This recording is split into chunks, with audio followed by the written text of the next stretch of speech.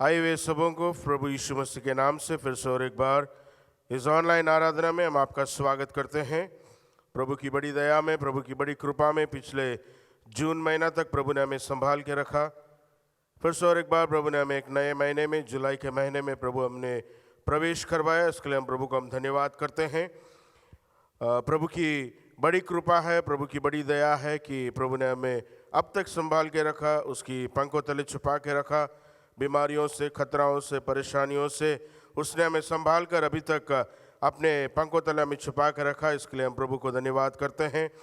आज और एक इतवार फिर से और एक बार आप लोगों के साथ इस प्रकार ऑनलाइन आराधना करने के लिए जो सुंदर सौभाग्य प्रभु ने दिया, इसके लिए हम प्रभु को धन्यवाद करते हैं। आइए आज की आराधना को हम शुरुआत करें। अपने आंखों को बंद करें, अपने आप को प्रभु के आगे समर्पण कर कर प्रार्थना के साथ अपने आप को तैयार कर कर हम प्रभु के आगे हम जाएं।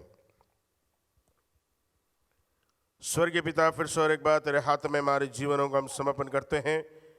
तेरी बड़ी दया के लिए धन्यवाद, तेरी बड़ी कृपा के लिए धन्यवाद। तू महान परमेश्वर है, दयालु परमेश्वर है, तू अपने वायदों को पूरा करने वाला परमेश्वर है, तो हमें कभी भूलने वाला परमेश्वर नहीं है। इसके लिए हम तुझे धन्यवाद करते हैं।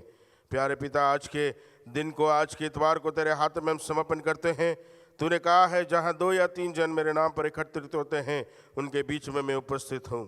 प्यारे पिता, हम अलग अलग जगहों में, ऑनलाइन में परिवारों के साथ मिलकर आराधना करते समय हम विश्वास करते हैं तेरी उपस्थिति, तेरा अनुग्रह, तेरा अभिषेक हमारे बीच में कार्य कर रहा है। इसके लिए हम तुझे धन्यवाद करते हैं।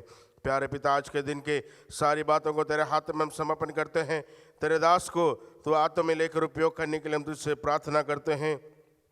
गीतों के द्वारा तेरे नाम की महिमा होने पाए, वचन के द्वारा तेरे नाम की महिमा होने पाए, प्रार्थना के द्वारा तेरे नाम की महिमा होने पाए। सभी बातों में तू बड़े, हम घटे। पिता परमेश्वर, तेरी महिमा इस जगह पर प्रकट होने के लिए हम तुझसे प्रार्थना करते हैं। प्यारे पिता, हम प्रार्थना करते हैं तेरे दास को बड़ी आत्मा के साथ अभिषेक कर, दुगना अभिषेक के साथ भरकर जो वचन में ला रहे हैं परमेश्वर, वचन कई लोगों के लिए, कई परिवारों के लिए, देश के लिए एक आशीर्वाद का कारण बनने के लिए हम तुझसे प्रार्थना करते हैं। प्यारे पिता, फिर से और एक बार सभी बातों को, वातावरणों को, सभी को तेरे हाथ में समर्पण करते हैं। तेरे लहू में हमें छुपाकर इस आराधना को जयवंत करने के लिए हम तुझसे प्रार्थना करते हैं। जो लोग ऑनलाइन के माध्यम से हमारे साथ मिलकर आराधना करते हैं, उन सबों को तो आशीर्वादित कर। उनके परिवारों के अंदर तेरे चमत्कार को, तेरा अभिषेक को प्रकट करने के लिए हम तुझसे प्रार्थना करते हैं। सारे गौरव, आदर, मान, महिमा हम तुझे देते हैं। प्रार्थना को सुनने के लिए धन्यवाद। यीशु के नाम से मांगते हैं, सुन और कबूल कर पिता परमेश्वर। आमीन एंड आमीन। आइए हम आराधना में जाएं। कुछ गीतों को गाकर प्रभु के नाम की महिमा करें। प्रभु के नाम को, अपने आप प्रभु के नाम को ऊंचा उठाते हुए, प्रभु की महिमा करते हुए आराधना में हम जाएं और वर्शिप टीम हमें आराधना में अगुवाई करेंगे। आइए वे सबों को प्रभु यीशु मसीह के नाम से फिर से और एक बार प्रेमी सलाम। आइए कुछ गीतों को गाकर प्रभु के नाम की महिमा करें। आइए सबसे पहले हम इस गीत को गाएं, सॉन्ग नंबर 36। यदि आपके पास सॉन्ग बुक है, राजाओं का राजा यीशु राजा जगत में राज करेगा, हल्लेलुया हल्लेलुया। उस गीत को गाकर हम प्रभु के नाम की महिमा करें।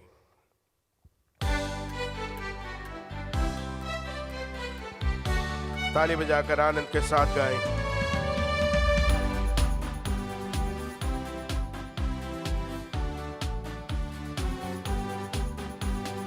राजाओं का राजा यीशु राजा जगत में राज करेगा, हल्लेलुया हल्लेलुया।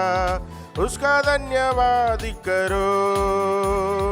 राजाओं का राजा यीशु राजा जगत में राज करेगा, हल्लेलुया हल्लेलुया। उसका धन्यवाद करो। यहोवा का धन्यवाद करो।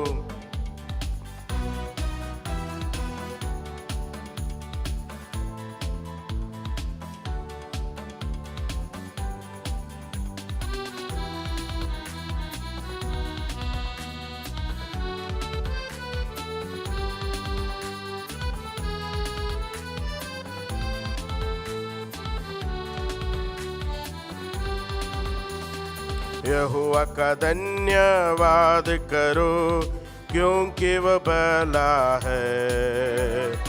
उसकी करुणा सदा की है, धन्यवाद करो।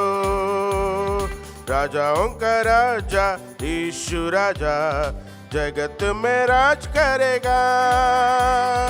हल्लेलुया हल्लेलुया, उसका धन्यवाद करो।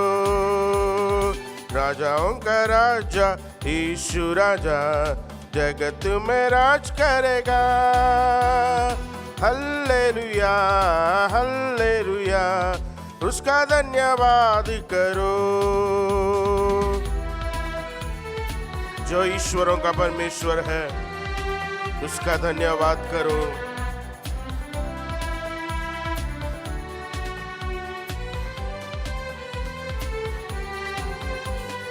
जो ईश्वरों का परमेश्वर, उसका धन्यवाद करो। उसकी करुणा सदा की है, धन्यवाद करो। राजाओं का राजा यीशु राजा जगत में राज करेगा। हल्लेलुया हल्लेलुया, उसका धन्यवाद करो। राजाओं का राजा यीशु राजा जगत में राज करेगा। हल्लेलुया हल्लेलुया, उसका धन्यवाद करो। जो प्रभुओं का प्रभु है, उसका धन्यवाद करो।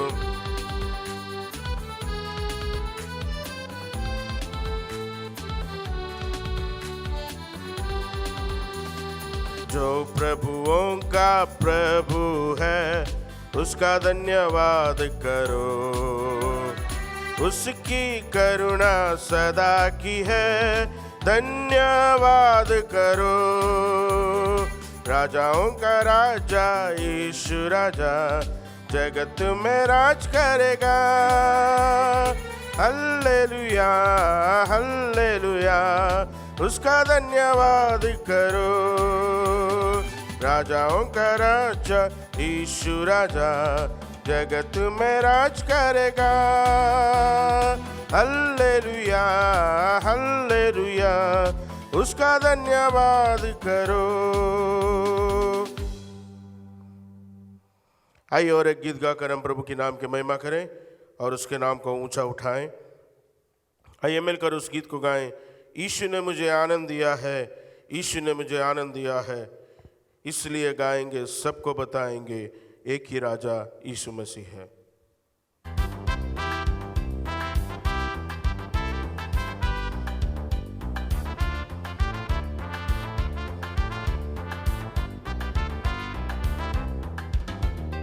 यीशु ने मुझे चंगा किया है, यीशु ने मुझे चंगा किया है, यीशु ने मुझे चंगा किया है, यीशु ने मुझे चंगा किया है, इसलिए गाएंगे, सबको बताएंगे, एक ही राजा यीशु मसीह है। इसलिए गाएंगे, सबको बताएंगे, एक ही राजा यीशु मसीह है। हल्लेलुया में हल्लेलुया, हल्लेलुया में हल्लेलुया, हल्लेलुया में हल्लेलुया, हल्लेलुया में हल्लेलुया। यीशु ने मुझे मुक्ति दिया है,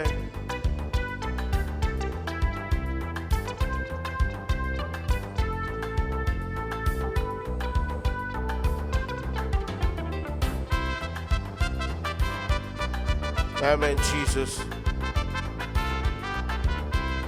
यीशु ने मुझे मुक्ति दिया है, यीशु ने मुझे मुक्ति दिया है, यीशु ने मुझे मुक्ति दिया है, यीशु ने मुझे मुक्ति दिया है, इसलिए गाएंगे, सबको बताएंगे, एक ही राजा यीशु मसीह है। इसलिए गाएंगे, सबको बताएंगे, एक ही राजा यीशु मसीह है।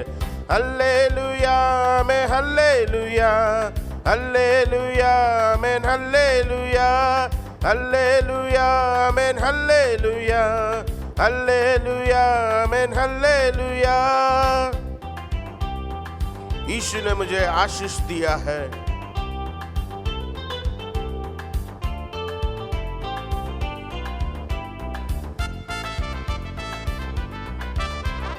यीशु ने मुझे आशीष दिया है।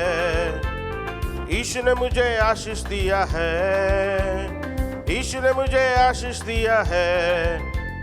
यीशु ने मुझे आशीष दिया है। इसलिए गाएंगे, सबको बताएंगे, एक ही राजा यीशु मसीह है।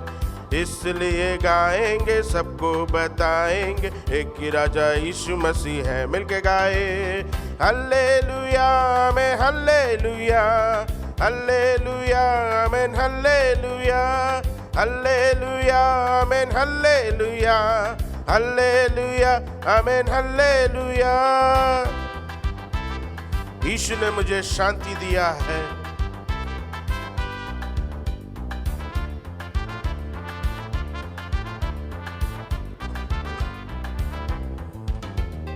यीशु ने मुझे शांति दिया है। यीशु ने मुझे शांति दिया है। यीशु ने मुझे शांति दिया है। यीशु ने मुझे शांति दिया है। इसलिए गाएंगे, सबको बताएंगे, एक ही राजा यीशु मसीह है। इसलिए गाएंगे, सबको बताएंगे, एक ही राजा यीशु मसीह है।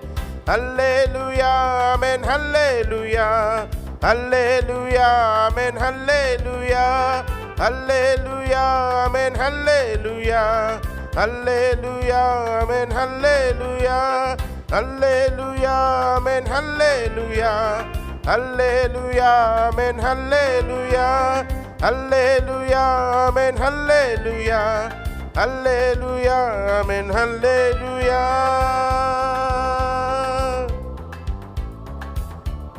Thank you, Jesus. Thank you, Master.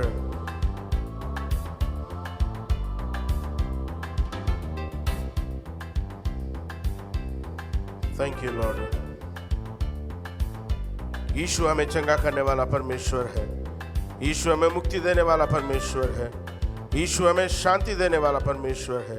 यीशु हमें आशीष देने वाला परमेश्वर है। आइए दूसरा और एक गीत गाकर हम प्रभु के नाम की महिमा करें और प्रभु के हाथों में हमारे जीवनों को समर्पण कर हम उस गीत को गाएं। हे जीवित परमेश्वर, मैं तेरी आराधना करता हूँ, जीवन को देने वाले, मैं तेरी आराधना करता हूँ। आइए मिलकर उस गीत को गाकर प्रभु के नाम की महिमा करें।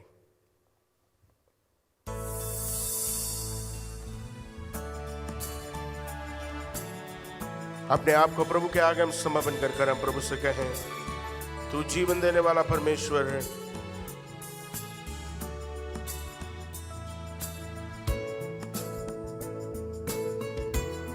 तेरी आराधना हम करते हैं परमेश्वर।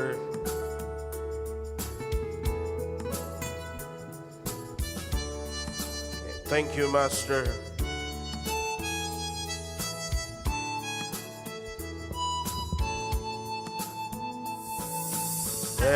जीवित परमेश्वर, तेरी आराधना करता हूँ,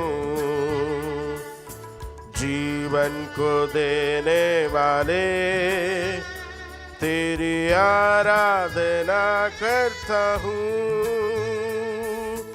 हे जीवित परमेश्वर, तेरी आराधना करता हूँ,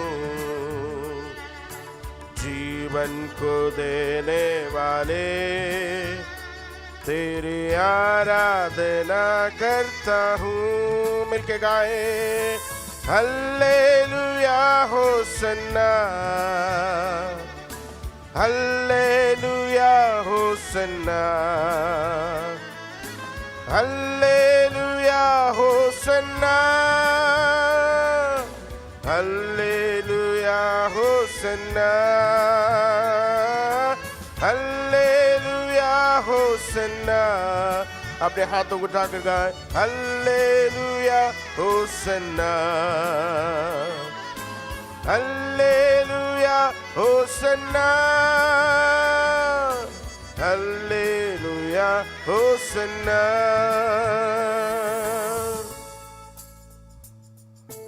मृत्यु को जीतने वाले, मैं तेरी आराधना करता हूँ। जीवन को देने वाले हैं, मैं तेरी आराधना करता हूँ परमेश्वर।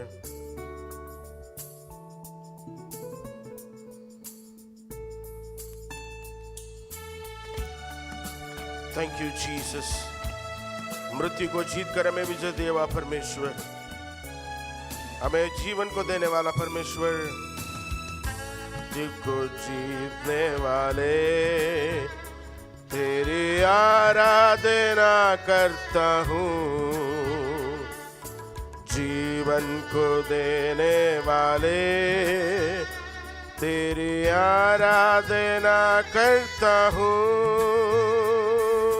मृत्यु को जीतने वाले, तेरी आराधना करता हूँ। जीवन को देने वाले, तेरी आराधना करता हूँ। Hallelujah Hosanna. कलीसिया मिलके गाए, हल्लेलुया होसन्ना, हल्लेलुया होसन्ना,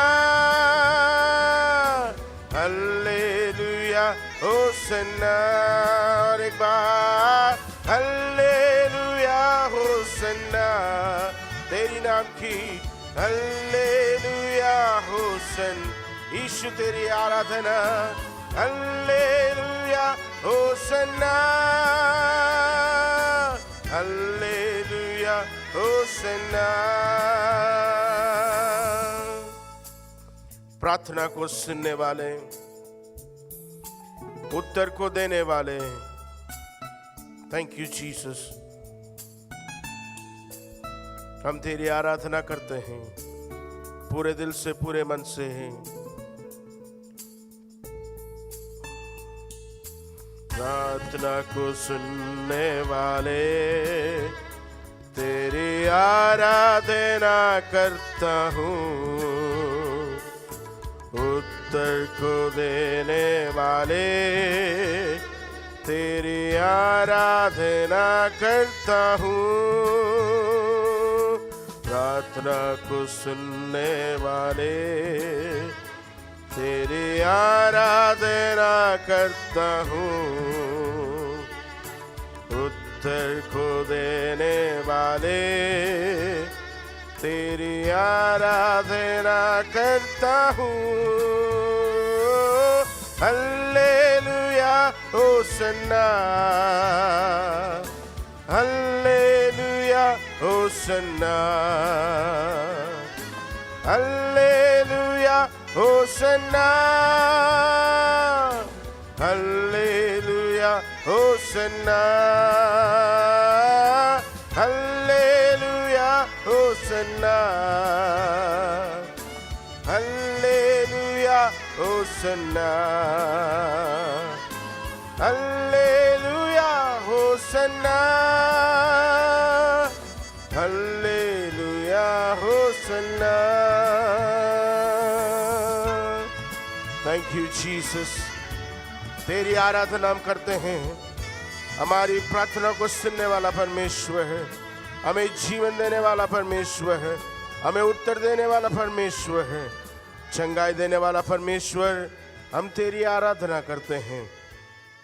जय देने वाले परमेश्वर, फिर से और एक बार तेरे हाथ में हमारे जीवनों का हम समर्पण करते हैं। जीवन को देने वाले परमेश्वर, फिर से और एक बार हमारे हाथों में, ओ पिता परमेश्वर, तेरे चरणों में हमारे जीवनों का हम समर्पण करते हैं। तू हमारे देश के अंदर कार्य कर, तुम्हारे राज्य के अंदर कार्य कर। नए जीवन को देने के लिए हम तुझसे प्रार्थना करते हैं। हमारी प्रार्थनाओं को सुनकर उत्तर देने के लिए हम तुझसे प्रार्थना करते हैं। सारे गौरव आदर मान महिमा हम तुझे देते हैं। तेरे दास को और एक बार तो अभिषेक कर, तेरी कृपा में तू लेके चल। वचन के साथ तुम प्रत्येक जन से बोलो, बातचीत कर। यीशु के नाम से मांगते हैं, सुन और कबूल कर पिता परमेश्वर। आमीन, आमीन। आराधना के बाद आइए अपने आप को फिर से और एक बार प्रभु के आगे हम समर्पण कर कर हमारे देश के लिए, हमारे राज्य के लिए, हमारे लोगों के लिए हम मध्यस्थ की प्रार्थना करें। क्योंकि परमेश्वर चाहता है कि जब हम अपने आप को दीन कर कर, अपने आप को नम्र कर कर परमेश्वर के पास जाकर जब हम प्रार्थना करते हैं, प्रभु हमारी प्रार्थनाओं को सुनता है, प्रभु हमारी याचनाओं को सुनता है, हमारी विनती को सुनकर प्रभु हमारे लिए कार्य करने वाला परमेश्वर है। पिछले हफ्ते जिस प्रकार हमने सुना, नहम्याह ने अपने देश के लोगों के लिए प्रार्थना किया, नहम्याह ने अपने राज्य के लोगों के लिए प्रार्थना किया। नहम्याह ने जब प्रार्थना कर कर उस दीवार को बांधना शुरू किया, परमेश्वर का कार्य 52 दिनों के अंदर प्रकट होते हुए, 52 दिनों के अंदर पूरा करते हुए वे लोग देख पाए। आज हम अपने घरों में अलग अलग जगहों में बैठकर जब हमारे देश के लिए, हमारे राज्य के लिए, हमारे लोगों के लिए जब हम मध्यस्थी करते हैं, होने पाए प्रभु हमारी प्रार्थना को सुनकर हमारे देश को चंगा करें, प्रभु हमारी प्रार्थना को सुनकर हमारे राज्य को चंगा करें, प्रभु हमारी प्रार्थना को सुनकर पूरे विश्व के अंदर परमेश्वर का चमत्कार का हाथ बढ़ने के लिए हम प्रभु से प्रार्थना करें। आइए अपने आप को तैयार करें, प्रभु के आगे समर्पण कर कर हम प्रभु से प्रार्थना करें। धन्यवाद हो यीशु, धन्यवाद हो राजा, फिर से और एक बार तेरे चरणों में हमारे जीवनों का हम समर्पण कर कर आते हैं। प्यारे पिता, आज तेरे चरणों में हमारे जीवनों को, हमारे कमी गटियों को, हमारे पापों को, अपराधों को कबूल कर कर तेरे चरणों में आते हैं। पिता परमेश्वर, तेरा वचन है, तेरा वायदा है परमेश्वर, जब हम दीन होकर, नम्र होकर तेरे चरणों में आकर हमारे देश के लिए, हमारे राज्य के लिए, हमारे लोगों के लिए, हमारे परिवारों के लिए जब हम प्रार्थना करते हैं परमेश्वर, तो हमारी प्रार्थनाओं को सुनकर, विनती को सुनकर, याचना को सुनकर हमारे लिए कार्य करने वाला परमेश्वर है। प्यारे पिता, यदि तू हम पर दया ना करे तो कोई हम पर दया नहीं करेगा। यदि तू हमारे देश में कार्य ना करे परमेश्वर, कोई ऐसा लोग नहीं है जो हमारे देश के अंदर कार्य कर सके। तेरा वचन अति वेग से परमेश्वर कार्य करने वाला वचन है परमेश्वर। प्यारे पिता, आज की शाम हमारे जीवनों को तेरे हाथ में हम समर्पण करते हैं, आज के दिन को तेरे हाथ में हम समर्पण करते हैं। प्यारे पिता, हमारे देश को फिर से और एक बार तेरे चरणों में हम लेके आते हैं। प्यारे पिता, हमारे भारत पर तू दया करने के लिए हम तुझसे प्रार्थना करते हैं। हमारे ओ पिता परमेश्वर, राज्य के ऊपर दया करने के लिए हम तुझसे प्रार्थना करते हैं। प्यारे पिता, हमारे लोगों के ऊपर तू दया करने के लिए हम तुझसे प्रार्थना करते हैं। ओ पिता परमेश्वर, इस कोरोना के कारण, इस कोरोना की बीमारी के कारण, महामारी के कारण ओ पिता परमेश्वर, कई लोग ओ पीड़ित हैं परमेश्वर, कई लोग डर में अपने जीवन को बिताते हैं परमेश्वर। ओ प्यारे पिता, हमारे पापों को, हमारे अपराधों को, हमारे कमी गटियों को जो हमने तेरे विरुद्ध किया है परमेश्वर, उसे माफ़ कर कर तू हमारे देश को चंगा करने के लिए हम तुझसे प्रार्थना करते हैं।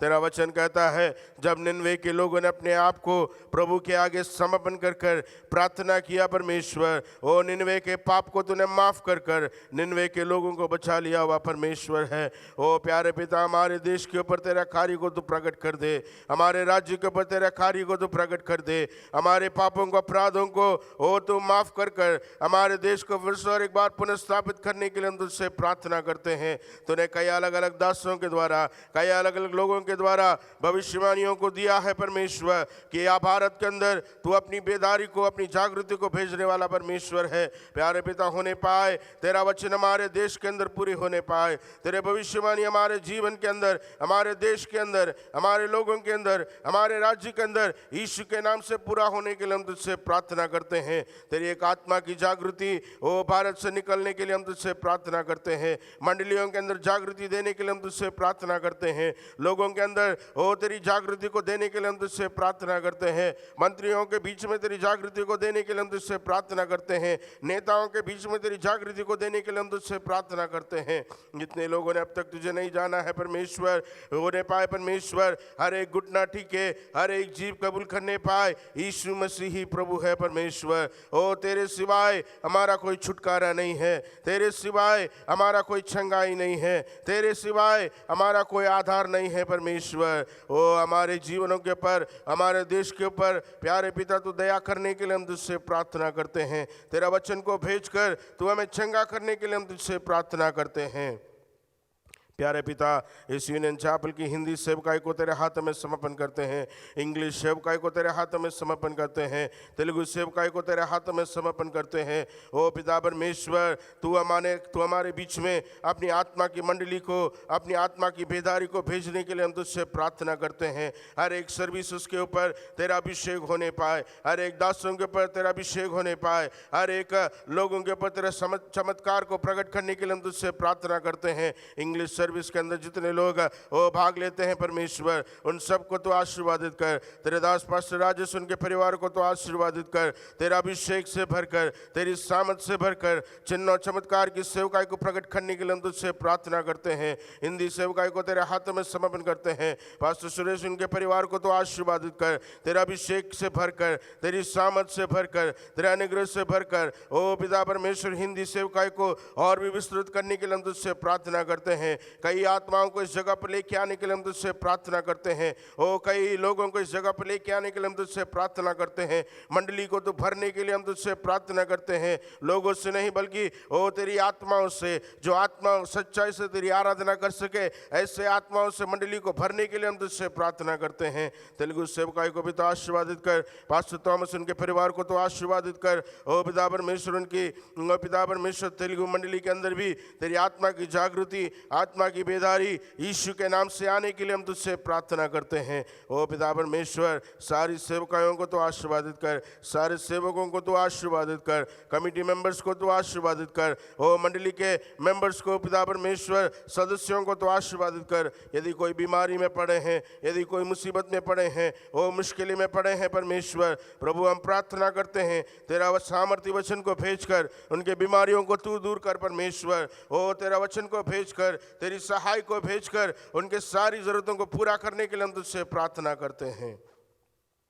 पिता परमेश्वर, मिशनरी संस्थाओं के लिए हम प्रार्थना करते हैं। अलग अलग जगहों में जाकर तेरी सेवकाई को, तेरा वचन को जब वे अलग अलग रीति से फैलाते समय, मीडिया के द्वारा, प्रिंटिंग बुक्स के द्वारा, मैगजीन्स के द्वारा, अलग अलग रीति से तेरे वचन को जब वो फैलाते समय परमेश्वर, हर एक लोग जो उस वचन को पढ़ते हैं, जो उस वचन को सुनते हैं, उनके जीवन के अंदर कार्य कर परमेश्वर। होने पाए भारत यीशु को जानने पाए, होने पाए भारत यीशु के लिए जीतने पाए, होने पाए परमेश्वर भारत यीशु के लिए ओ जीतने के लिए हम तुझसे प्रार्थना करते हैं परमेश्वर।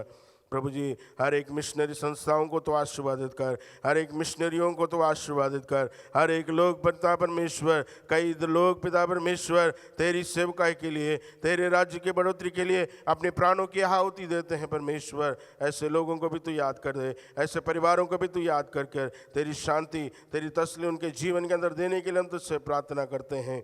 हमारे देश को तेरे हाथों में समर्पण करते हैं, हमारे राज्य को फिर से और एक बार तेरे हाथों में समर्पण करते हैं। सारी परेशानियों को तू दूर कर, आर्थिक अवस्था को तू बढ़ाने के लिए हम तुझसे प्रार्थना करते हैं। कई सारे बिजनेसेस बंद हो रहे हैं परमेश्वर, कई सारे लोग अपनी जॉब्स को खो रहे हैं परमेश्वर, कई सारे कंपनियां बंद हो रहे हैं परमेश्वर। अपा हम तुझसे प्रार्थना करते हैं, पिता हम तुझसे प्रार्थना करते हैं, हमारे देश के ऊपर तू दया कर दे, हमारे राज्य के ऊपर तू दया कर दे परमेश्वर। तू हमारे अवस्था को बदलने के लिए हम तुझसे प्रार्थना करते हैं परमेश्वर।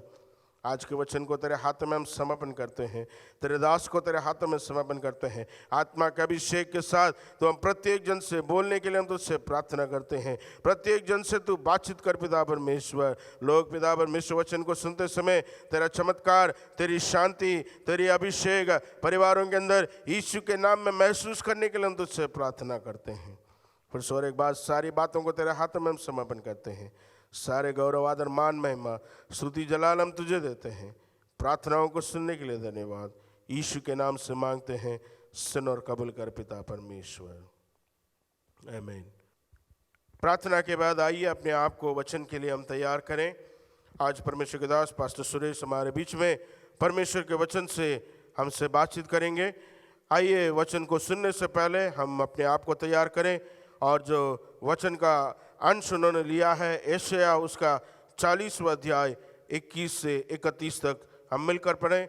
यदि आप घरों में अपने पास बाइबल हैं तो यशायाह 40वां अध्याय उसका 21 से लेकर 31 हम मिलकर पढ़ें।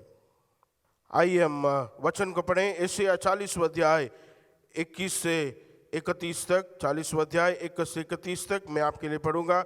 और जो वचन का शीर्षक उन्होंने लिया है निराशा से महिमा तक। जो वचन का शीर्षक है निराशा से महिमा तक, या निराशा से महिमा की ओर। आइए यशायाह 40वां अध्याय 21 से मैं पढ़ता हूं आपके लिए। क्या तुम नहीं जानते? क्या तुमने नहीं सुना? क्या तुमको आरंभ ही से नहीं बताया गया? क्या तुमने पृथ्वी की नींव पड़ने के समय ही से विचार नहीं किया? यह वह है जो पृथ्वी के घेरे के ऊपर आकाश मंडल पर विराजमान है और पृथ्वी के रहने वाली टिड्डी के तुल्य है, जो आकाश को मलमल के समान फैलाता और ऐसा तान देता है जैसा रहने के लिए तंबू ताना जाता है, जो बड़े बड़े हाकिमों को तुच्छ कर देता है और पृथ्वी के अधिकारियों को शून्य के समान कर देता है। वे रोपे ही जाते, वे बोए ही जाते, उनके टूट भूमि में जड़ ही पकड़ पाते कि वो उन पर पवन बहाता और वे सूख जाते और आंधी उन्हें भूसे के समान उड़ा ले जाती है।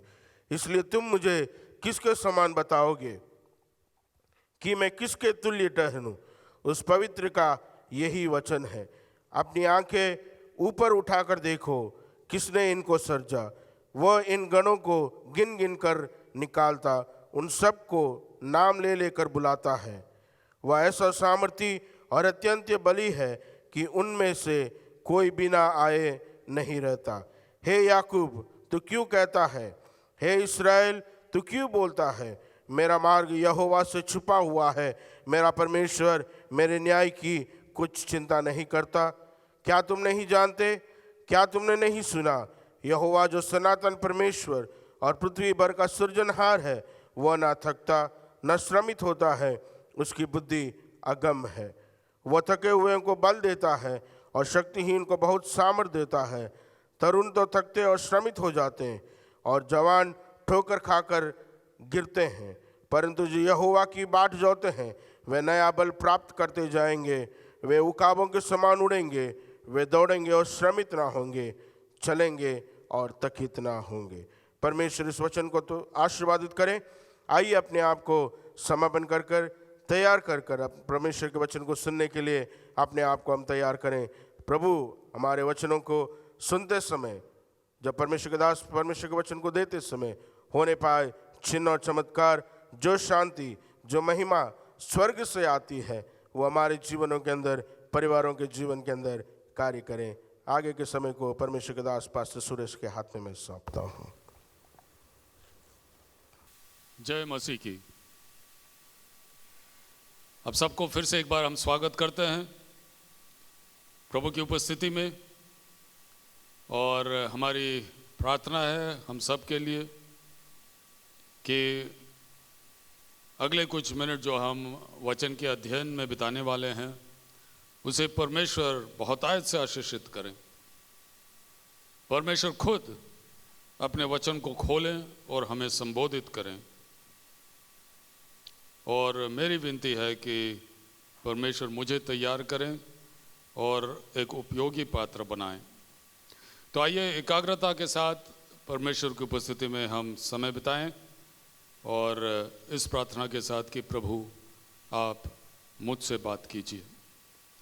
तो वचन का जो अनुच्छेद है जो आज के लिए चुना गया है वो है यशायाह नबी की पुस्तक 40वां अध्याय 21वीं आयत से लेकर 31वीं आयत तक।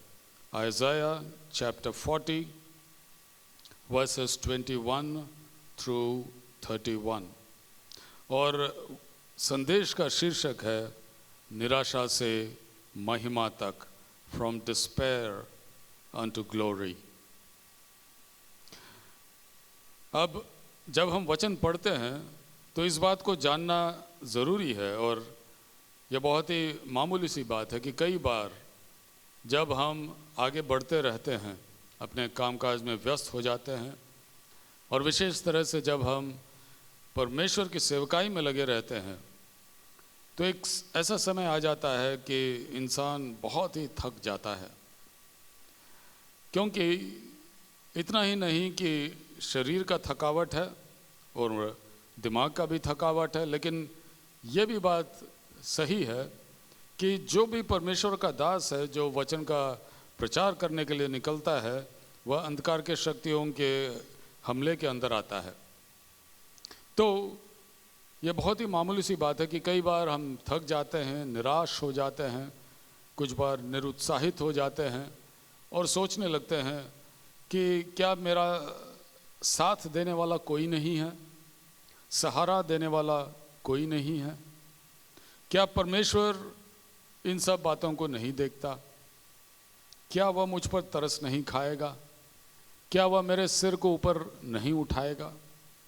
तो इस प्रकार के जो बातें हैं, जो चिंताएं हैं, हमारे दिमाग से होकर निकलती रहती हैं और कई बार हम बहुत ही घट जाते हैं विश्वास में भी, क्योंकि हम अपने निराशा के समय में परमेश्वर की उपस्थिति में समय नहीं बिताते।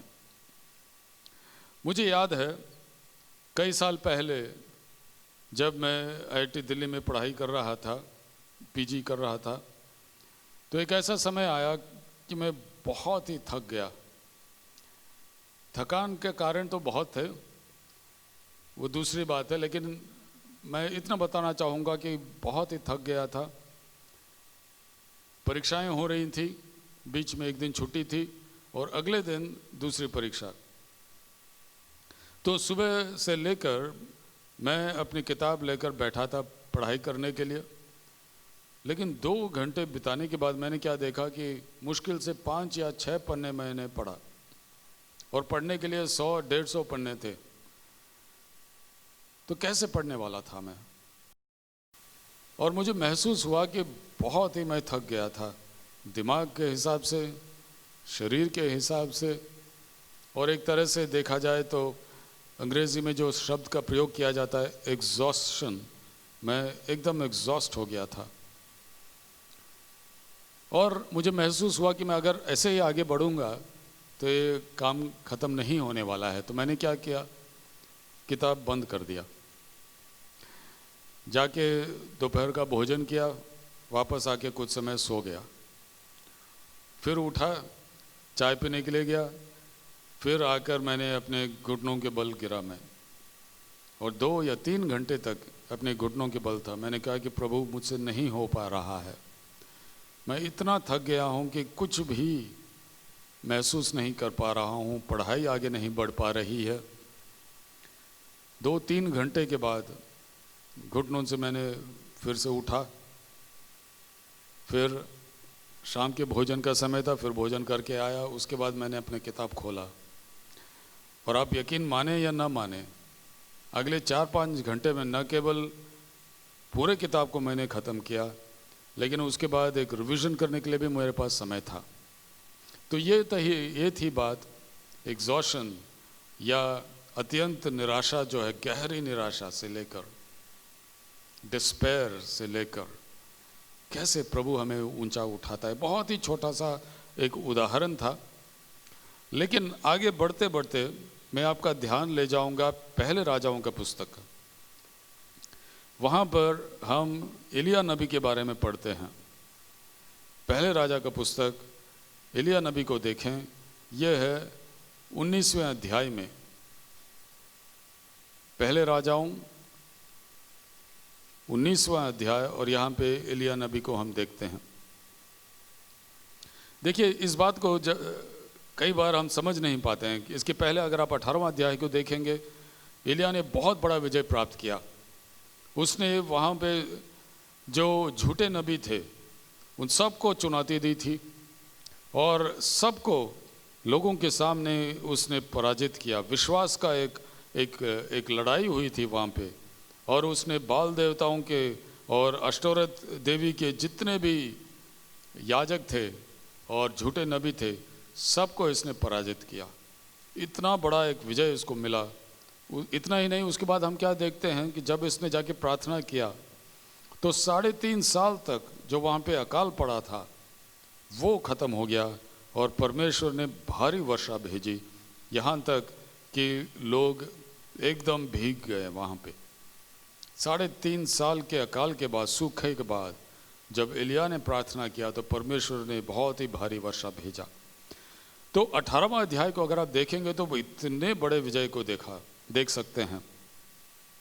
लेकिन उसके बाद वहाँ से जब हम 19वें अध्याय में बढ़ते हैं तो ये बात समझना थोड़ा मुश्किल है, और हम सोचने लगते हैं कि क्या ये वही व्यक्ति है, वही नबी है एलिया जिसने इतना बड़ा विजय प्राप्त किया था 18वां अध्याय में। यहाँ पे हम क्या देखते हैं कि जब यज़ेबेल रानी ने उसको धमकी दी कि कल सुबह तक मैं तेरे सिर को कटवा डालूंगी, तो लिखा गया है कि उसने अपना प्राण लेकर भागा और अपने सेवक को वहीं छोड़ दिया। वहाँ पे जंगल में जाके वो परमेश्वर से प्रार्थना करता है कि यहोवा ये बस है, अब बहुत हो गया, अब मेरा प्राण ले ले, मैं अपने पुरखाओं से अच्छा नहीं हूँ। जिस नबी को परमेश्वर ने खड़ा किया, तैयार किया, अभिषेक किया और 18वां अध्याय में इतना बड़ा विजय प्राप्त दिलाया उसके द्वारा, अब वही नबी निराशा में है, अत्यंत गहरे निराशा में, और कहता है कि हे यहोवा बस है, अब मुझसे नहीं हो पाता, ये मेरा प्राण ले ले, मैं अपने पुरखाओं से अच्छा नहीं हूँ, मुझे अपने पास बुला ले, मुझसे अब आगे नहीं हो पाता यह काम। क्या यह वही नबी है जिसने पिछले अध्याय में इतना बड़ा विजय प्राप्त किया? ये कैसा हो सकता है? कई बार हम सोच नहीं पाते, समझ नहीं पाते। लेकिन यशायाह नबी जिससे हमने पढ़ा था, उसके 40वें अध्याय में यहाँ पे कुछ ऐसे पद हैं जिसको मैं पढ़ के सुनाना चाहूँगा। यशायाह 40:6 से लेकर, सब प्राणी घास हैं, उनकी शोभा मैदान के फूल के समान है। जब यहोवा की सांस उन पर चलती है तब घास सूख जाती है और फूल मुरझा जाता है।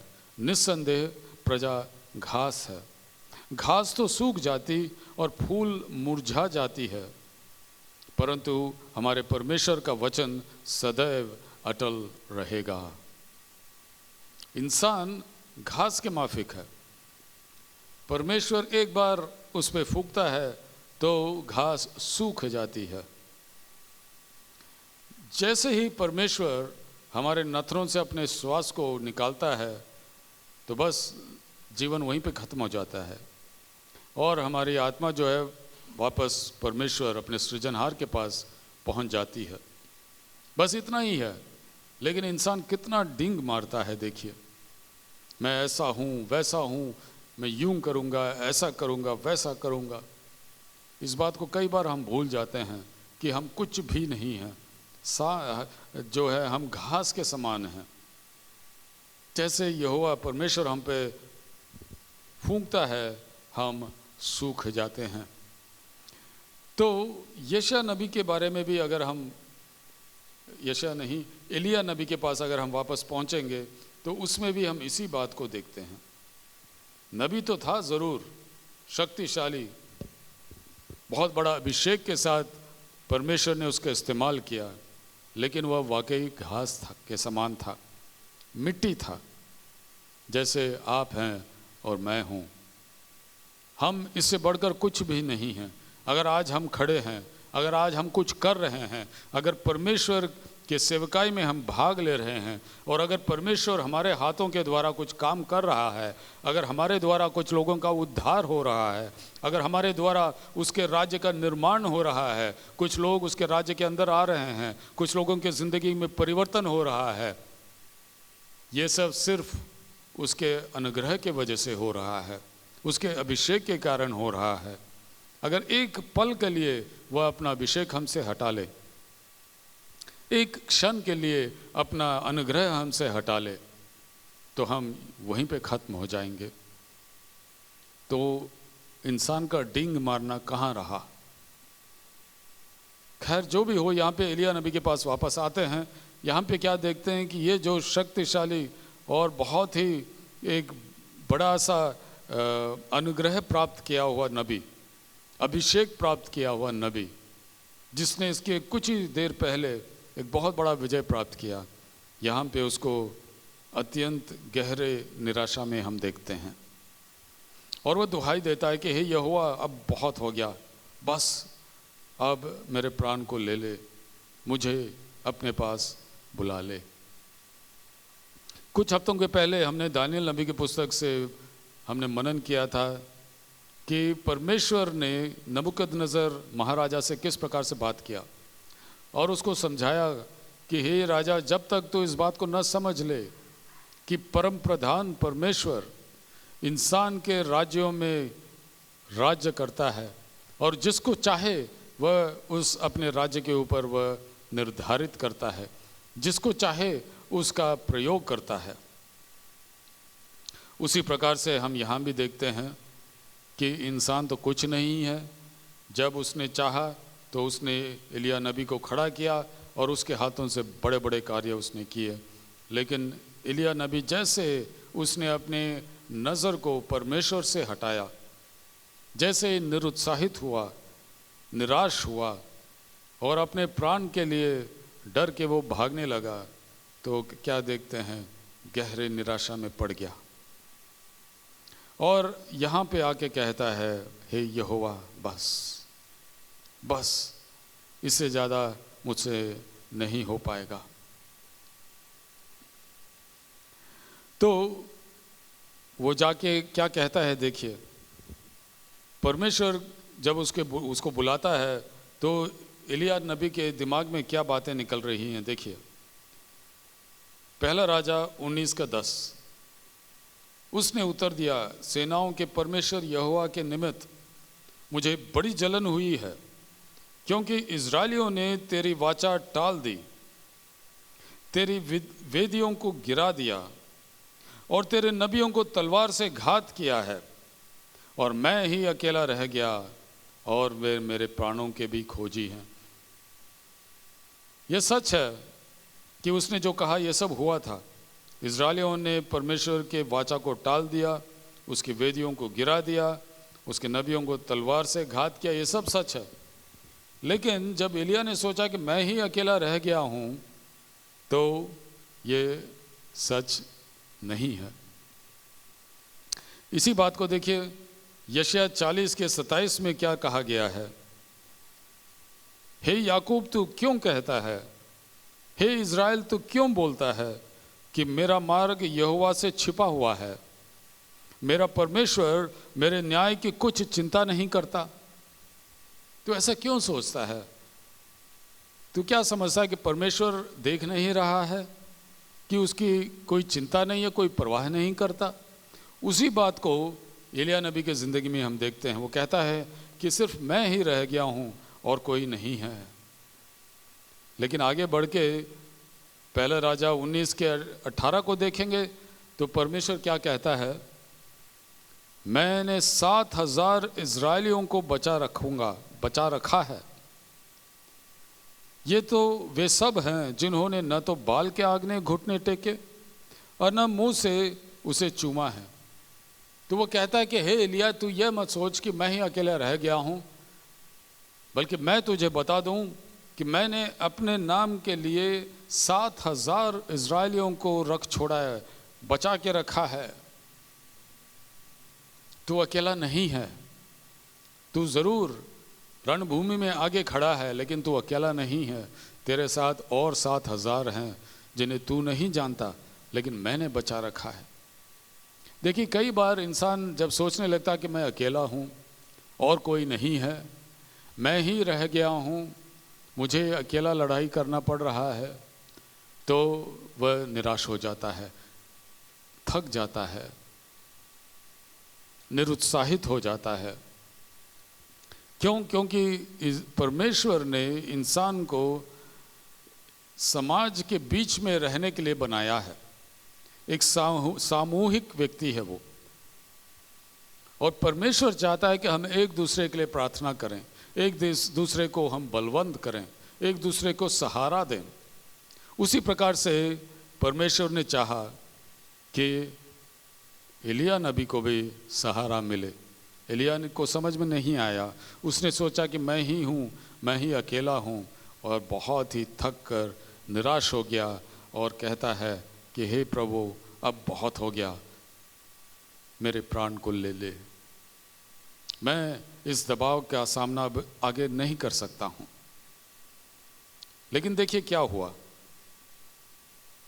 वह जब इतना निराश हो गया तो पहला राजा 19:5 में देखिए, झाऊ के पेड़ तले लेटकर वह सो गया और देखो एक दूत ने उसे छूकर कहा, उठकर खा। देखिए कह सकते हैं कि एक आदमी कैसे सो सकता है, लेकिन मेरे साथ वही हुआ था कई साल पहले। अभी मैंने जो उदाहरण बताया आपको, इतना थक गया था कि बस और कुछ हो ही नहीं पाया। तो एलिया नबी भी लेटकर सो गया। फिर क्या हुआ, एक दूत ने आकर उसे छूकर कहा, उठकर खा। उसने दृष्टि करके क्या देखा कि मेरे सिरहाने पत्थरों पर पकी हुई एक रोटी और एक सुराही पानी रखा है। तब उसने खाया पिया और फिर लेट गया। दूसरी बार यहोवा का दूत आया और उसे छूकर कहा, उठकर खा, क्योंकि तुझे बहुत लंबी यात्रा करनी है। तब उसने उठकर खाया पिया और उसी भोजन से बल पाकर 40 दिन रात चलते चलते परमेश्वर के पर्वत होरेब को पहुंचा। यह कोई साधारण रोटी नहीं थी, साधारण पानी नहीं था, अलौकिक रोटी अलौकिक पानी, क्योंकि इसके बल पे उसने 40 दिन रात चलते चलते बिना थके, बिना किसी का सहारा लिए, बिना रुके, वो चलते चलते होरेब पर्वत तक पहुंच गया, जहां पे परमेश्वर ने उसे दर्शन दिया और उससे बातचीत की। अब यहां पे अगर हम एक क्षण के लिए रुक जाएं तो मैं आपको कहना चाहूंगा कि जिस रोटी को खाने के लिए एलिया नबी को कहा गया था वो और कुछ नहीं बल्कि जीवन की रोटी थी। आपको याद होगा यूहन्ना के सुसमाचार में प्रभु यीशु मसीह ने क्या कहा, मैं ही जीवन की रोटी हूं, मैं ही जीवन की रोटी हूं। और फिर जिस पानी को एलिया नबी ने पिया वो किसका प्रतीक था? वो कोई साधारण पानी नहीं बल्कि पवित्र आत्मा का प्रतीक था। उसी यूहन्ना के सुसमाचार के 7वें अध्याय अगर 27वें पद से लेकर 39वां पद तक अगर आप पढ़ेंगे तो वहाँ पे क्या देखते हैं? प्रभु यीशु मसीह कहता है, जो कोई प्यासा हो वह मेरे पास आकर पिए, और जो पानी मैं उसे दूंगा वह उसके पेट में से फूट के निकलेगा, जीवन के जल की नदियाँ के समान फूट निकलेगा। और फिर आगे लिखा गया है कि यह वचन उसने पवित्र आत्मा के बारे में कहा था। तो यहाँ पे जो रोटी एलिया नबी ने खाया वह जीवन की रोटी का प्रतीक था, और जिस पानी को उसने पिया वह भी जीवित नदी की जो जीवित नदी जो बह रही थी उसका प्रतीक, यानी कि पवित्र आत्मा का प्रतीक था। और फिर हम देखते हैं कि उसने लेट के विश्राम किया। ये किसका प्रतीक है? अगर आप भजन संहिता 37 को पढ़ेंगे, साम 37, उसमें क्या देखते हैं? 7वां पद, साम 37 वर्स 7 फर्स्ट पार्ट, यहोवा के सामने चुपचाप रह, धीरज से उसकी प्रतीक्षा कर।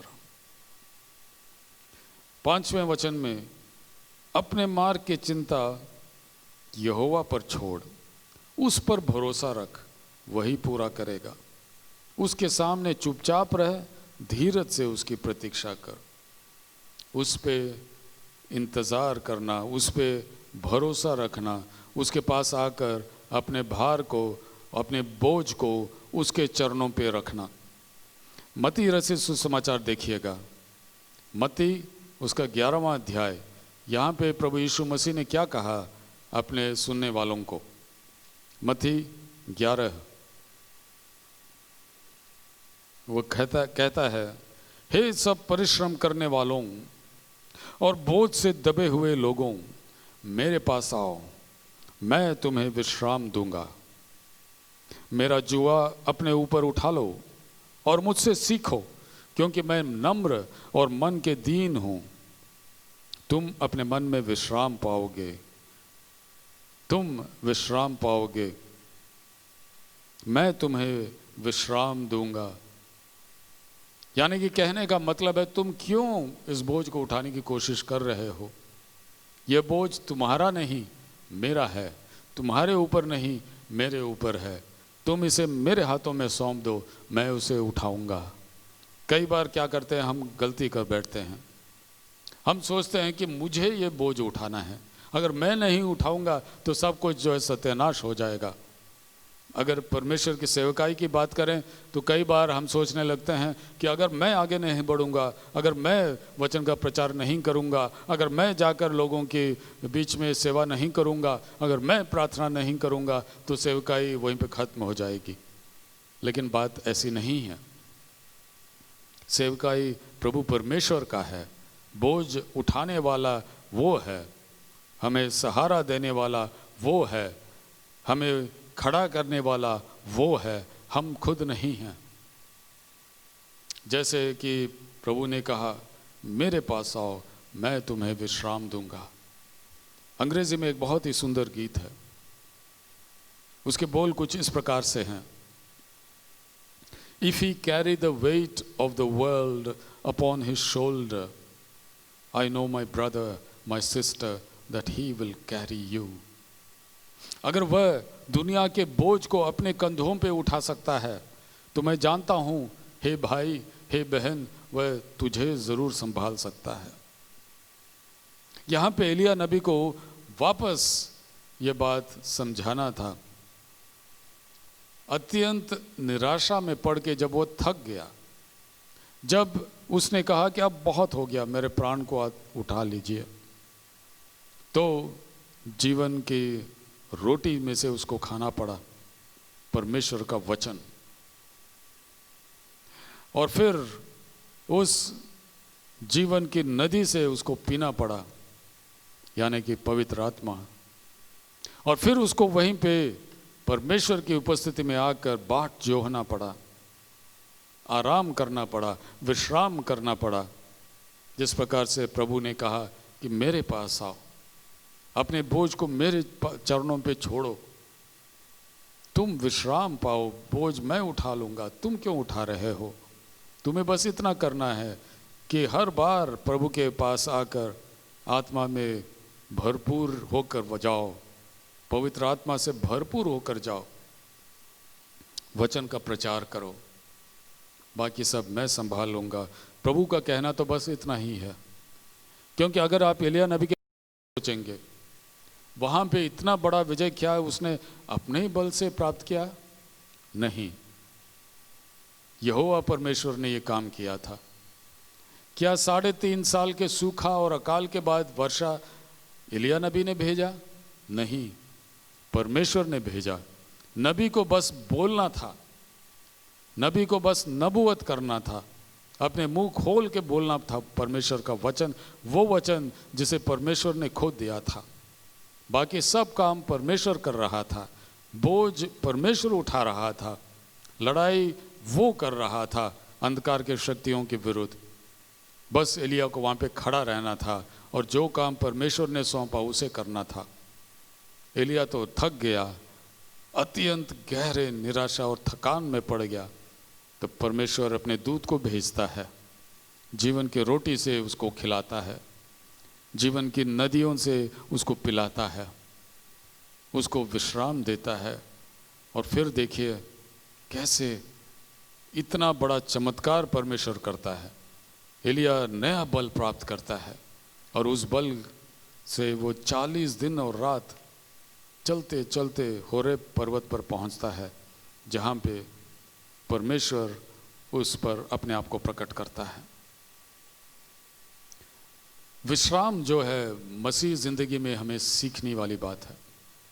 न केवल उद्धार पाने के समय में हमें उसकी उपस्थिति में आकर अपने बोझ को उसके चरणों पर रख के विश्राम करना पड़ता है। यानी कि कहने का मतलब है कि इंसान अपने कार्यों से कभी उद्धार नहीं प्राप्त कर सकता। उद्धार का काम प्रभु यीशु मसीह ने कलवरी के क्रूस पर समाप्त कर दिया। इंसान को जो है सिर्फ विश्वास के आधार पर उसे ग्रहण करना पड़ता है। प्रभु यीशु मसीह अपने अनुग्रह के तौर पे उसे प्रदान करता है। इंसान कुछ कर नहीं सकता, उसको बस स्वीकार करना पड़ता है। तो उद्धार पाने के लिए इंसान को कुछ नहीं करना। उसी प्रकार से सेवकाई करते समय भी इंसान अपने बल के तौर पे नहीं आगे बढ़ सकता। अगर बोझ को, सेवकाई के बोझ को खुद उठाने की कोशिश करे तो वहीं पे वे खत्म हो जाएगा। वो बोझ जो है सिर्फ परमेश्वर ही उठा सकता है, हम नहीं।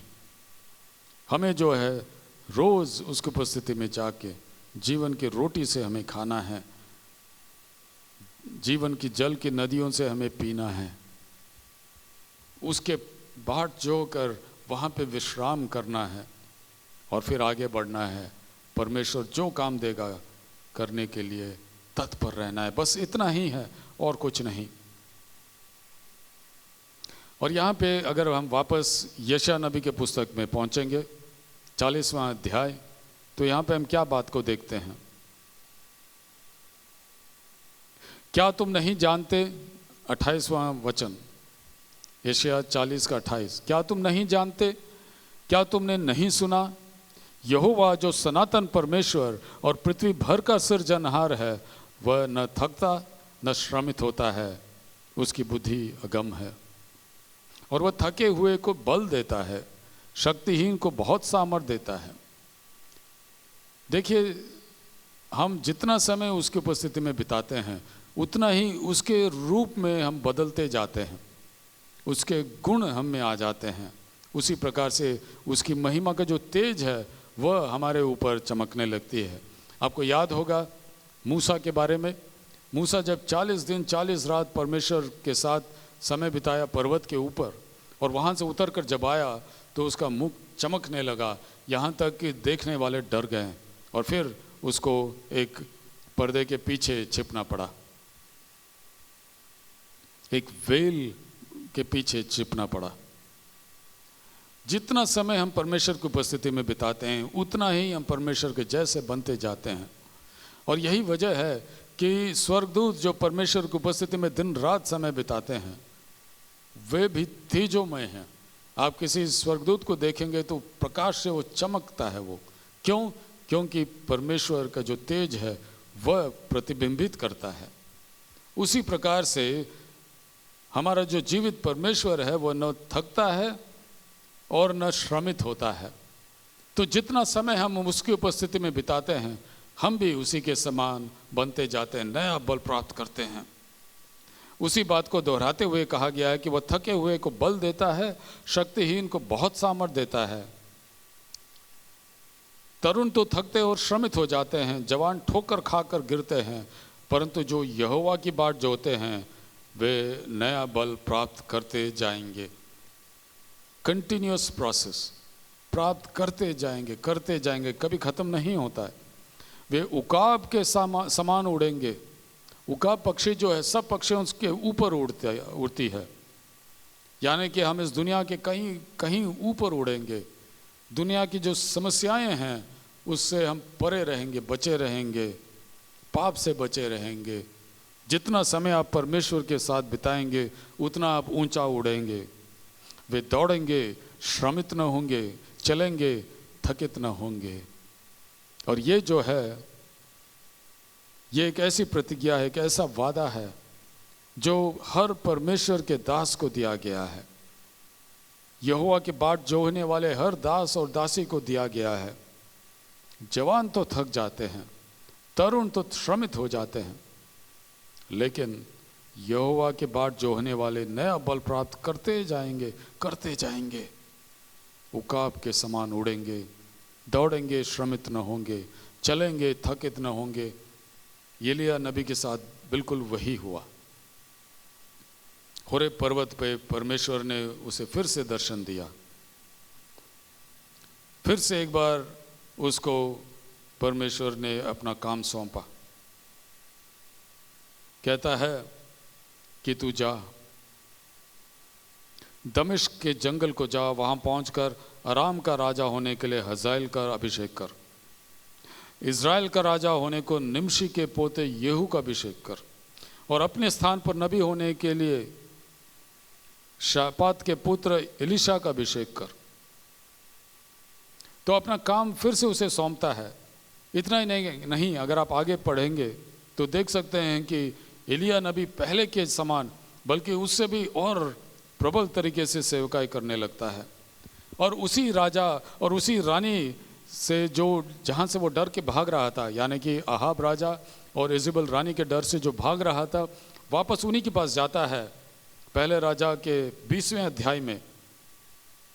और वहाँ पे जाके कैसे वो देखिए उनको उनके सामने ऐलान करता है। और 20वें अध्याय पहला राजा 20 और 28 कहता है, यहोवा योग कहता है,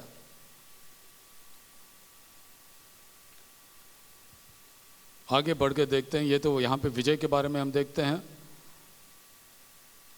लेकिन अगर आप आगे बढ़ेंगे तो वहां पे लिखा गया है कि अहाब के बारे में उसने क्या कहा, अहाब के विनाश के बारे में। तूने 36वां वचन, तूने यहोवा का वचन नहीं माना, इस कारण सुन, ज्यों ही तू मेरे पास से चला जाएगा त्यों ही एक सिंह तुझे मार डालेगा। नहीं, क्षमा कीजिए, वो तो किसी नबी के बारे में कहा गया है।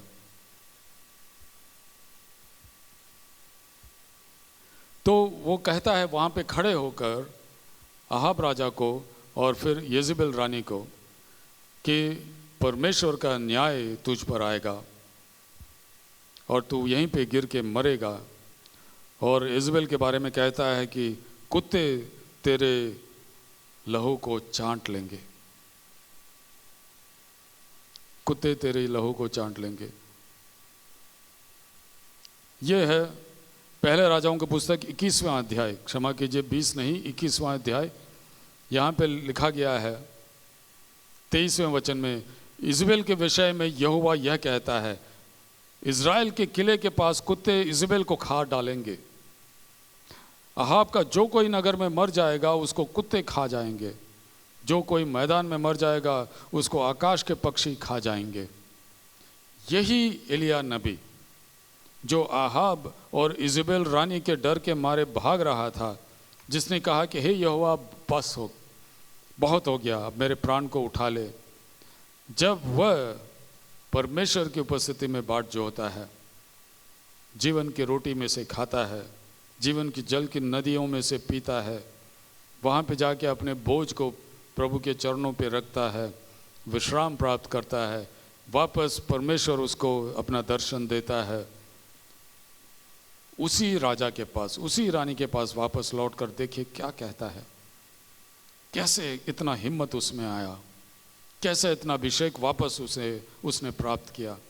उसी इज़ेबेल के सामने जिसके डर के मारे वो भाग रहा था, कहता है कि कुत्ते इज़ेबेल को खा डालेंगे और अहाब के जितने भी संतान हैं उसको कुत्ते खा डालेंगे, और जो मैदान में मर जाएगा उसको आकाश के पक्षी खा जाएंगे। यहोवा परमेश्वर का वचन, कठिन था ये कहना, लेकिन फिर भी जाके कहता है, यानी कि पूरी तरह से वह अपने पद पे वापस पहुंच गया, पूरे तरह से परमेश्वर ने उसको वापस पहुंचा दिया। पहले जैसे वही सामर्थ, पहले जैसे वही अभिषेक। और इसका राज क्या था? अभी जैसे हमने पढ़ा, जो यहोवा की बाट जोहते हैं वे नया बल प्राप्त करते जाएंगे, उकाब के समान उड़ेंगे, दौड़ेंगे श्रमित न होंगे, चलेंगे थकित न होंगे। आपको याद होगा नए नियम में शमौन पतरस के बारे में। शमौन पतरस क्या कहता है? जब प्रभु यीशु मसीह क्रूस पर चढ़ाया गया तो शमौन पतरस भी उन लोगों के साथ था, उन चेलों के साथ था जिन्होंने कमरे के अंदर अपने आप को बंद करके, दरवाज़ा खिड़की सब बंद करके डर के मारे कांप रहे थे कि अभी यहूदी लोग आकर हमें भी खींच कर ले जाएंगे। लेकिन उसके 40 दिन के बाद, पिंतेकोस्त के दिन के बाद, उसी यरूशलेम नगर के मुख्य चौक पे खड़े होकर प्रचार करता है और कहता है कि हे इज़राइलियों, इस बात को जान लो कि जिस यीशु को तुमने पकड़वाया और तुमने मरवा डाला, उसी को प्रभु परमेश्वर ने पुनर्जीवित किया और उसी को उसने मसीहा और प्रभु ठहराया है। इसलिए अपने पापों से मन फिराओ। तो शमौन पतरस को कहां से ये नया बल मिला, कहां से नया अभिषेक मिला? यहोवा परमेश्वर की बाट जोड़ने से। आप पढ़ सकते हैं कि 40 दिन ये लोग बाट जोड़ रहे थे। 40 दिन जो है पवित्र आत्मा के उतरने के लिए इंतज़ार कर रहे थे। 40वां दिन पिंतेकोस्त के दिन उतरा और फिर वहाँ से जो है कलीसिया की शुरुआत को हम देखते हैं। इंतज़ार कर रहे थे 40 दिन तक, माफ़ कीजिएगा, 40 दिन तक प्रभु यीशु मसीह ने अपने आप को पकड़ कर करता गया। उसके बाद और 10 दिन बच गए थे पिंतेकोस्त तक। तब तक ये लोग प्रार्थना में थे, लवलीन थे। कम से कम 120 चेले, जिसमें शमौन पतरस भी था। और फिर जब 50वें दिन में पिंतेकोस्त का दिन आया, तब पवित्र आत्मा उतरा और फिर मैंने जो काम कहा ये काम हुआ। जो लोग यहोवा परमेश्वर की बाट जो होते हैं, नया बल प्राप्त करते जाएंगे। यही है राज गहरे निराशा से उठने का, नया बल प्राप्त करने का, वहां से उठकर उकाब की नाई उड़ने का, बिना थके आगे बढ़ने का, बिना श्रमित हुए दौड़ने का। यही राज है। पहले राजा 21वें अध्याय में एलिया नबी को हमने देखा। प्रेरितों के काम 2 अध्याय में शमौन पतरस को देख सकते हैं। और आज मैं आपको यही बात दोहराना चाहता हूं कि यही है राज मसीह जिंदगी का। अपने बोझ को खुद उठाने की कोशिश मत कीजिए। आप नहीं उठा सकते हैं, मैं नहीं उठा सकता हूं। चाहे जिंदगी की, अपनी व्यक्तिगत जिंदगी की बोझ क्यों ना हो, चाहे सेवकाई की बोझ क्यों ना हो, यह हमारे बस की बात नहीं है। बोझ सिर्फ वही उठा सकता है। और हमें तो वह कहता है कि हे परिश्रम करने वाले लोगों, बोझ से दबे हुए लोगों, मेरे पास आओ, मैं तुम्हें विश्राम दूंगा। उसके पास रोज हम जाते रहें, उसकी उपस्थिति में बाट जो हैं, जैसे कि मरियम ने किया था, उस जीवन की रोटी में से खाएं। परमेश्वर का वचन, प्रभु यीशु मसीह की देह जो है, उसमें से रोज हम खाएं। रोज उस पानी से पिएं जो जीवन के जल की नदियों का प्रतीक है। और रोज इंतज़ार करें, रोज विश्राम पाएं और फिर वहाँ से परिपूर्ण होकर, पवित्र आत्मा से परिपूर्ण होकर बाहर निकलें। फिर बड़े बड़े काम होंगे। और जो दानियल नबी के 12वें अध्याय में लिखा गया है, अपने परमेश्वर को जानने वाले लोग बड़े बड़े काम करेंगे। उस बात को हम खुद देख सकते हैं, खुद महसूस कर सकते हैं। तो राज यही है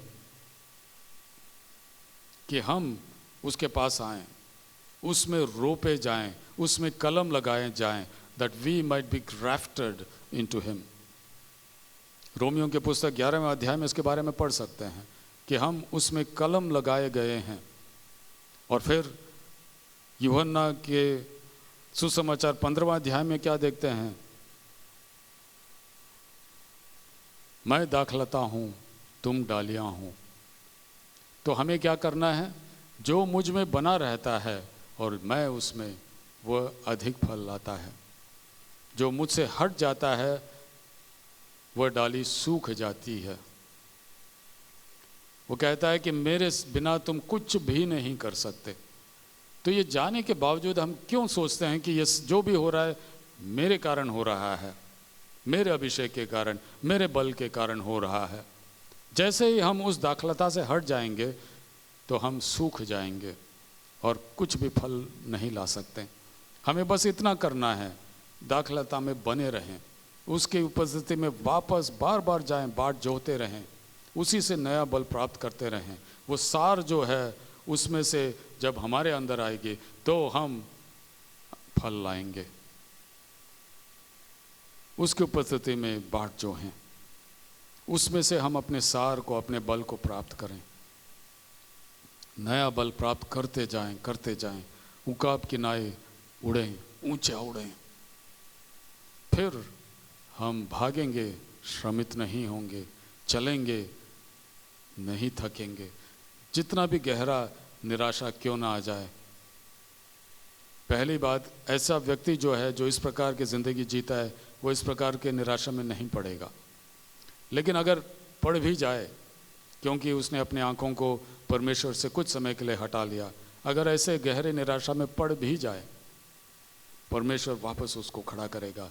जिस प्रकार से उसने एलिया नबी को खड़ा किया, जिस प्रकार से उसने शमौन पतरस को खड़ा किया, ठीक उसी प्रकार से आपको और मुझे खड़ा करेगा। यही है राज भाइयों और बहनों। परमेश्वर इस वचन को हमारे लिए आशीषित करें और हमें अनुग्रह प्रदान करें कि हम जहाँ भी क्यों ना हो, चाहे गहरे निराशा के गड्ढे में क्यों ना हो, वहाँ से उठें, नया बल प्राप्त करें, उकाब की नाई उड़ें और उसकी महिमा के सहभागी हो जाएं। उसके मुकुट का तेज हम पर आए और हम प्रकाशित हों, हम उसके तेज को प्रतिबिंबित करने वाले लोग बने और उसके नाम को महिमान्वित करने वाले लोग बने, और लोग जो हैं हमारे द्वारा आशीष पाएं। इसलिए नहीं कि हम आशीष के स्रोत हैं, बल्कि इसलिए क्योंकि हम उसके मार्ग हैं, उसके पात्र हैं। उसका आशीष जो है, प्रभु परमेश्वर का आशीष हमारे द्वारा बहे। आइए प्रार्थना करें। प्यारे परमेश्वर, इस समय के लिए धन्यवाद देते हैं, इस वचन के लिए जिसे आपने हमें दिया। इसे हम में से हर एक के लिए आशीषित कीजिए, हर सुनने वाले और हर देखने वाले को आप आशीषित कीजिए। प्रभु, आप हमें ये राज सिखाइए कि हमें आपकी उपस्थिति में आकर आपका बाट जोहना है, जीवन की रोटी का सहभागी होना है, जीवन के जल की नदियों में से पीना है, अपने बोझ को आपके चरणों पे रखना है और वहाँ से परिपूर्ण होकर आगे बढ़ना है। प्रभु, मेरी विनती है कि जिस प्रकार से आपने एलिया नबी को वापस खड़ा किया, जिस प्रकार से शमौन पतरस को आपने खड़ा किया, उस प्रकार से सुनने वाले हर भाई बहन को आप वापस खड़ा करें। और प्रभु, हमें अनुग्रह दें कि हम नया बल प्राप्त करते जाएं, आगे बढ़ते जाएं, उकाब की नाई उड़ते जाएं, संसार से कहीं ऊपर उड़ें, कि संसार का कोई भी पाप हमें न छुए, संसार का कोई भी बोझ हमें न छुए, लेकिन हम भागने वाले लोग बने जो श्रमित कभी न हों, चलने वाले लोग बने जो कभी न थकें, और जिस काम को आपने हमारे लिए निर्धारित किया है अंत तक प्रभु उसमें हम वफादार बने रहें। जो काम करने को आपने हमें सौंपा है उसे हम पूरे तरह से समाप्त करें, जिस प्रकार से एलिया नबी ने किया, जिस प्रकार से शमौन पतरस ने किया, जिस प्रकार से प्रभु यीशु मसीह ने किया, जिसने कहा कि पूरा समाप्त हुआ, और जिस प्रकार से प्रेरित पौलुस ने किया, जिसने कहा कि मैंने अपने दौड़ को समाप्त किया,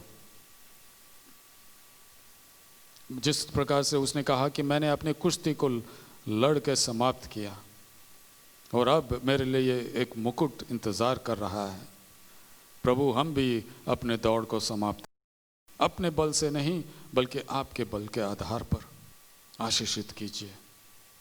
इस वचन को जीवित कीजिए, अपने अभिषेक के साथ प्रभु इसे भेजिए, प्रबल तरीके से कार्य कीजिए, अपने बड़े नाम की महिमा लीजिए, क्योंकि ये प्रार्थना हम प्रभु यीशु मसीह के नाम से मांगते हैं, आमीन।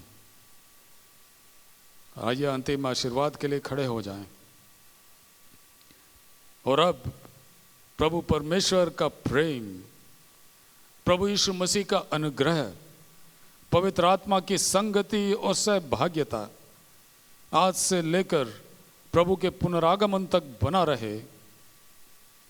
आमीन। परमेश्वर का शालोम आपके साथ रहे। कुशल से जाइए। अगले हफ्ते तक प्रभु आपको बचा के रखे, और अगले हफ्ते परमेश्वर की इच्छा हो तो फिर से मिलेंगे रविवार ठीक इसी समय। तब तक परमेश्वर आपके साथ रहे। धन्यवाद।